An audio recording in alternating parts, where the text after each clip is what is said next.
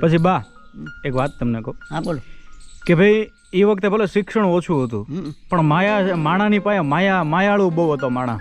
આમ અજાણ્યો માણા આવે ને તો કેતો ઘરમાં 4 પૈસો નહીં. હા આવો બાપા આવો. હાલો એ દુકાન જાવ લઈ આવો શાક લઈ આવો બધું સીધું લઈ આવો. હાલો રાજ નાખી બેવ બાપ આંગણિયા પૂછી આંગણિયા રે પૂછીને કોઈ આવે રે આવકારો મીઠો આપજે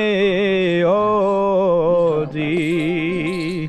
અને બા આમ એ વખતે કહેવાય ને કે ભાઈ બટકું રોટલો હાલજે. હા ને કે આવકારો મીઠો આપજે. બરાબર. અને બીજું દાખલા તરીકે 18 વર્ણ ઓલું કેમ ઈંઢોણીમાં બધાય મોતી અલગ અલગ હોય ને બધા રૂપાળા લાગે એમ 18 વર્ણ ગામમાં હંપીને રહેતો.